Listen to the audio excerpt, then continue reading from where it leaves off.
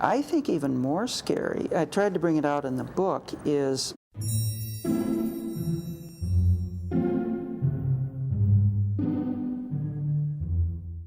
Hi, I'm Lori Creever. Welcome to our interview with author Colin Nelson. His novel is called Reprisal. the lawyer that wrote the book about feminism and Islam pointed that out, that Muhammad gave his talks, I think I've got this right, in the late 600s. He was illiterate, so they were actually transcribed in a written form in the early 700s. And at that time, for instance, he gave women the right to get divorced. He gave women the right to own property. And you know, if you have money and assets, that's power. Yeah. Now, at the same time, think of what was happening with women in largely Christian Europe. When I read those kinds of things, I came to the conclusion that what we see so often in today's world, different regimes or groups that are suppressing women that are generally Muslim, it's political, it's economic, it's power. It's not necessarily religion. Yes. They use it as an excuse, just as, unfortunately, a religion has been used for centuries to oppress people, or control things. It was used to as a defense for slavery in this country. Yes, good point. But then, you know, to the credit of the tenets of the Muslim faith, I think about the Ottoman Empire, which was huge and existed peacefully for 700 or 800 years. Jewish, Christian, Muslim, all were, it was a sultan ultimately that was considered over the Ottoman Empire, if I know my history correct, and everything was tolerated and accepted. There wasn't warring factions. People didn't hate each other over religion, not at all. And even the when Islam broke out of what's now Saudi Arabia and moved across North Africa, I'm not an historian, but I think it was primarily military, economic. But the religion united them, just like language unites people, and made them more effective. But they were very inclusive. Islam, the theology of Islam is called the 5 pillars of wisdom. And if you accept those pillars, or those theological precepts, you're a Muslim. You can call yourself a Muslim. So it's a very easy religion to join.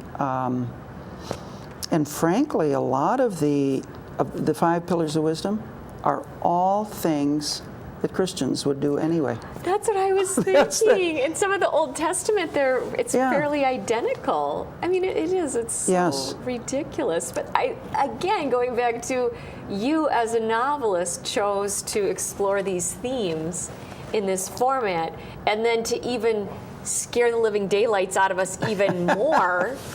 You know, you have a different type of Muslim who's basically a sleeper cell. And that is really, really scary. He's been embedded in a science company, a health tech company here in Minnesota for a couple of years. Although, Lori, I tried to make him, he's smooth. Well, he's Dr. Smooth. Yep, and in reality, even the most evil people have good human qualities, and even the heroes and heroines have bad qualities. The evil villain really believes that the West is decadent and that it needs to be shaken up and replaced. Handled. And he's going to do it, of course. But right. I also think a scary part of it, for me, was the idea of a plague. I was inoculated against smallpox when I was a child, but that has decayed now to the point that I don't have an immunity. You don't. No one really has an immunity to smallpox. It's highly contagious. It's transferred like a cold, the air, flu, and it's deadly. So we can't see it, smell it, touch it, feel it. And I thought, wow, that's spooky. That scares me. You're playing upon a lot of our fears. I mean, because we've had the bird flu that has occurred in the last several years. It would be in recent memory for many of us. And then even now at the time that you and I are sitting down to talk, there is a situation of trying to control some earthquake damage Right. to nuclear power plants in Japan. And so there's the fear of the radiation, which is this something else invisible- that, right, it's not something you could see or control. And it's truly scary. I think even more scary, I tried to bring it out in the book, is not only the disease, but the panic. If you remember where you were on 9/11, I happened to be in a courtroom, and everyone was doing their routine things. However, you could just feel the tension. Some people were dropping everything and running home. Yes. Other people were just staring off into space. But that panicky feeling, multiply that by about 10 times. Whoa, Yeah. that scares me. Even more than the disease, I think, is that out of control panic. Yeah. Yes, and your novel plays to that as well. Okay, so I love the relationships that you build, and I wonder how accurate this is with the female protagonist, for instance. She has a fantastic, is he a private investigator? He's an African-American man. Yes. And he is so together, and she really relies on him professionally. There's nothing romantic with them, but then you find out they really have a special bond. I mean, he really keeps an eye out He does. for her. He's So kind is of that, paternal. Yeah, do you see that sometimes? With, Sometimes, yes. Just because it is dangerous to be in the role of a public defender or a public prosecutor. I would think it could conceivably Sometimes it be can very be dangerous. right, and he's an experienced person. He also has a very deep Christian faith, and although he's never trying to convert her, there's a peacefulness about him that she feels, but he gets it from his Christian faith. And I thought that I put it in there purposely, so that again, you see how these religions, although they're very different in some ways, Seemingly very different. there's a peace that can transcend all of those, and people can communicate. In spite of being Muslim or Christian, they can communicate and share, help, share that peacefulness. Yes. He's a musician, I'm a musician, I put that in. And It's wonderful. So- It's wonderful. You know, I'm chuckling because now I'm reflecting on actually ambition is also a theme. It's Yes. a through line in your story because you've got a television reporter who's borderline just maniac. I mean, she's just rabid for the story. Yes. And then it seems that you might have a love-hate relationship with FBI, and is it a SWAT team? I mean, you bring in, and it's necessary. I mean, it makes complete sense in addressing the situation that's erupting all around them. A couple of different, is it the CIA also? What is, talk about some of the law enforcement The segments. FBI I put in because they were the ones that were investigating in Minneapolis the missing pilots young or the- Somali okay. men. But the other character is a wounded person, Paul.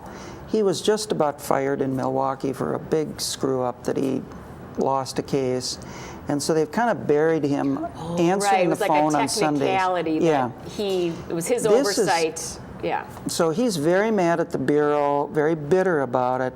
So he latches onto this story, or this case, and he's hoping it'll be his opportunity to vindicate himself and to Right. get back in the good graces of the FBI. So he's ambitious. Zira herself wants to become the first Muslim judge in Minnesota.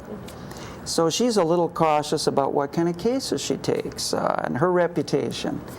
But that's, many, many people. We're all ambitious for something. We all want something. And I think good writing, every character has to want something. Main characters, they have to want it very badly, and they can't get it.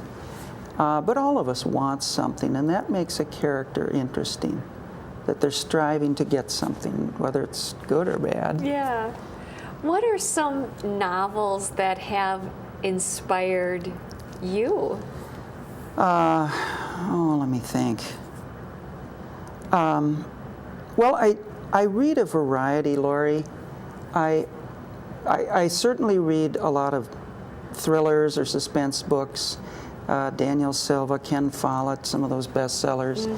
But I purposely try to read a broad. I even read a lot of nonfiction.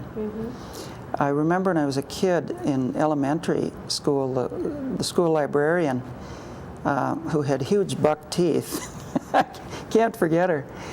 She forbade me from reading any more nonfiction. She said, you have to start reading fiction. And thank goodness I did. Mix it up a little? Yes. Change it up a little? So I guess I don't know that I can answer that. I'm very eclectic.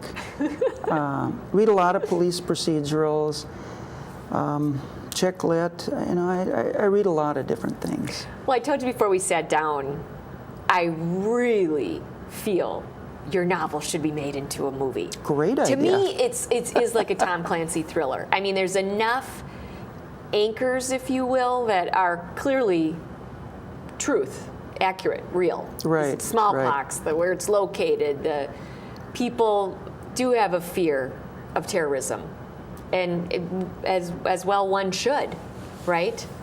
But it's just a great, really suspenseful read. It's interesting that you bring that up, because before I wrote the book, I was considering making the main character a Muslim American, and I was worried that people would just reject that out of hand.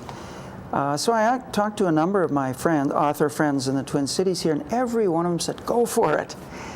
So then I've been talking to some potential screenwriters locally here, and their first comment to me was, when was the last time you saw a Muslim portrayed in a Hollywood film as a main character? As a main character, yeah. But, you know, hey, people break barriers. That's why it should be. I mean, to me, the question opens the door to this would differentiate your story. Sure, yeah. It absolutely needs to be told. I purposely made her very American. Yeah.